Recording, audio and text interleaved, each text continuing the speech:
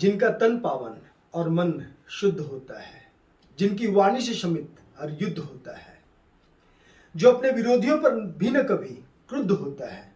हजारों वर्षों में कोई एक ऐसा बुद्ध होता है, हजारों वर्षों में कोई एक ऐसा बुद्ध होता है। सभी को बुद्ध पूर्णिमा की शुभकामनाएं। कल स्कूल में जब मैं क्लास 12 में क्लास ले रहा था तो सृष्टि एक लड़की ने मुझसे पूछा, साक्षी एक लड़की ने मुझसे पूछा कि सर ये गौतम बुद्ध जंगल में चल गए तो तुमको ज्ञान कैसे प्राप्त हुआ, ये बुद्ध पूर्णिमा क्या है, और बुद्ध की प्रासंगिकता के बारे में, मध्यम मार्ग के बारे में बच्चों ने पूछा था। तो मुझे लगा एक छोटा सा वीडियो बना देना चाहिए, 5-10 मिनट में थोड़ा सा जो मेरा अध्ययन है अभी तक का, जो जहाँ जहाँ से मैंने सुना और पढ़ा है उसको छोटे में कंक्रीट, ताकि बच्चों को एक कंक्रीट ज्ञान रहे छोटे में कि क्या है। तो गौतम बुद्ध का जीवन इस तरह से देख सकते हैं संक्षेप में कि उनको जो है शुरू से किसी ज्योतिषी ने कहा था कि ये बच्चा बड़ा हो गया तो चक्रवर्ती सम्राट बनेगा या फिर सन्यासी बनेगा, तो उनको दुखों से बचाया गया। लेकिन उन्होंने 3 चीज़ें देखी, मैं संक्षेप में बता रहा हूँ। 3 चीज़ें देखी, एक बीमार आदमी को देखा, एक वृद्ध आदमी को देखा और एक शव देखा, यानी एक मरे हुए आदमी को देखा। एक अति संवेदनशील आदमी जब किसी चीज़ को देखता है तो वो अलग दृष्टिकोण से देखता है। उनको समानुभूति हुई, सहानुभूति नहीं, समानुभूति हुई कि मैं भी बूढ़ा हो सकता हूं, मैं भी बीमार हो सकता हूं, मैं भी मर सकता हूं। और ये दुनिया के जो सबसे बड़े दुख है उनमें से एक दुख है, क्योंकि अगर स्वास्थ्य आपका खो जाता है तो आप अंदर से शरीर और मन से पीड़ाग्रस्त होते हैं, तो फिर आपका कोई जीने का जो है उत्साह खोने लगता है। तो सबसे यह है शरीर बीमार होना, व्याधि यानी जरा यानी कि बुढ़ापा। तो जो बुढ़ापा है वो अपने आप में एक रोग है।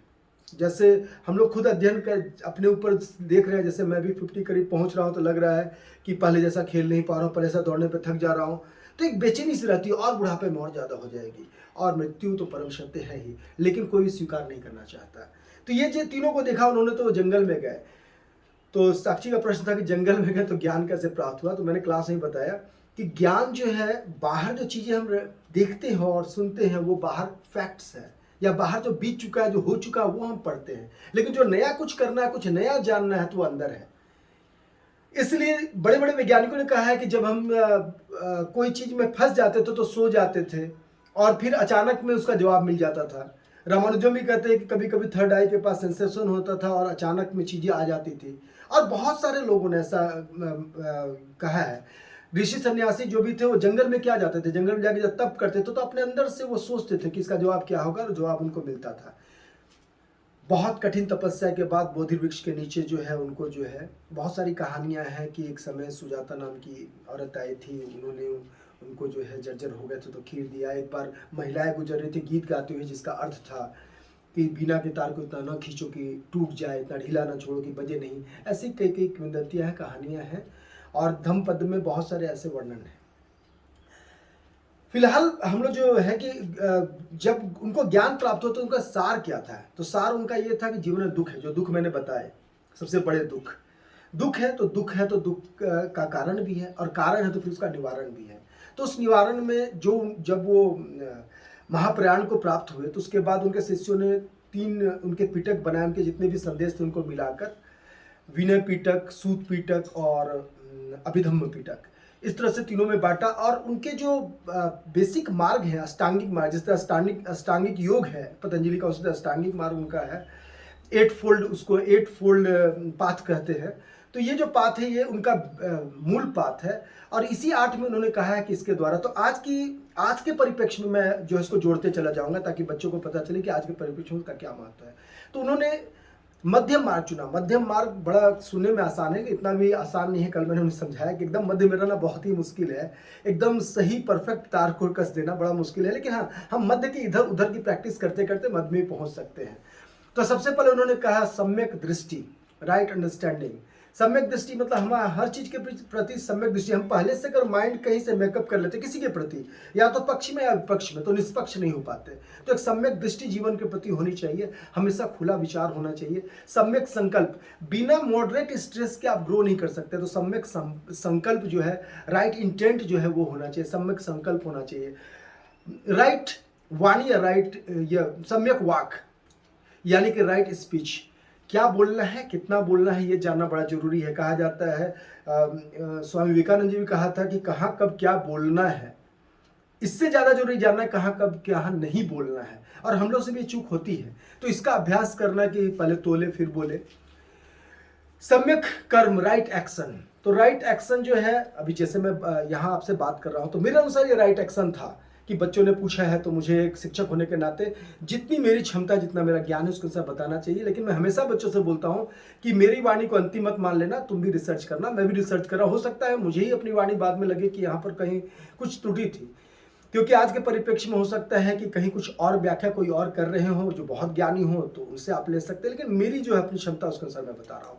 उसका पांचवा है सम्यक आजीविका। जो हम लोग का जीवन है, आजीविका जो हम जी रहे हैं, इसमें भी बैलेंस्ड होना चाहिए। आज के भौतिकतावादी युग में तो बहुत जरूरी है कि आप बैलेंस्ड रहें, क्योंकि कोई सीमा ही नहीं है भौतिकतावादी चीज़ों की। तो एक बैलेंस में उसको रखना, यानी राइट लिवलीहुड में रहना, ये बहुत जरूरी है।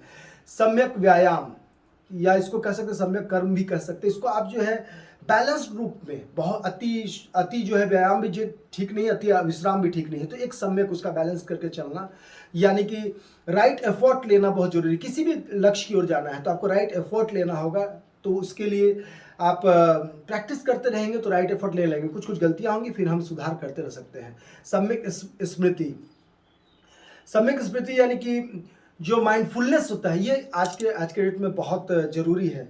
जैसे मैं अभी यहाँ खड़ा हूँ तो मेरे प्रति, मेरे चारों ओर जो हो रहा है और जो मैं बोल रहा हूँ उसके प्रति कितना सजग हूँ। तो सम्यक स्मृति बहुत जरूरी है। सम्यक स्मृति के बाद ही लास्ट आता है सम्यक समाधि। जब आप सब चीज़ बैलेंस्ड कर लेते हैं तो वो भी चीज़, समाधि भी, सब चीज़ बैलेंस्ड हो जाता है। तो वो जो है अंदर से आप एक ऐसी स्थिति में आते हैं जिसको एनलाइटमेंट कहते हैं। तो वहाँ तक जाने का ये पूरा मार्ग है। और इस तरह यानी कि राइट कंसंट्रेशन आप में आता है। और यहाँ तक ये सारा कुछ जो है गौतम बुद्ध ने बताया, मैंने छोटे बताने का प्रयास किया आपको। उनका एक और जो है बहुत विशेष धम्मपद से है, अप दीपो भव, अपना दीपक खुद बने। तो यानी हम लोग अपने जीवन में अपना दीपक खुद बने। ईश्वर भी अगर कहीं है तो वही देखते होंगे कि मैंने इंसान को बनाकर भेज दिया है, अब ये अपना दीपक खुद बने, खुद राइट और रॉन्ग की जो है उसका निर्णय करे और राइट पथ पर चलने का प्रयास करे। कल मैंने बच्चों को यही बताया कि अगर एक तरफ एक्सट्रीम गुड है, एक्सट्रीम बैड है, तो गुड की ओर बढ़ेंगे तो बैड अपने आप कम होता जाएगा। फोकस हमेशा गुड की ओर रखिए तो धीरे धीरे बैड अपने आप कम होगा। दो चीज़ें हैं, नेति नेति नायति नायति, कुछ चीज़ों को इनकार करना है, और एक है आन व भद्रा करते विश्वत, यानी अच्छी चीज़ों को हमेशा हर जगह से लेने का प्रयास करते रहना है। तो हम लोग धीरे धीरे एक सम्यक जीवन जी पाएंगे। आप सब पुनः अंतिम है कि हम सब बाहर भी दीपक जलाए, लेकिन अपना दीपक न बुझने दें। सबसे पहले अपने अंदर दीपक जला रखें, अप दीपो भव, अपना दीपक हम लोग खुद बने। इसी आशा और विश्वास के साथ आप सबको पुनः बुद्ध पूर्णिमा की बहुत बहुत शुभकामनाएं। धन्यवाद।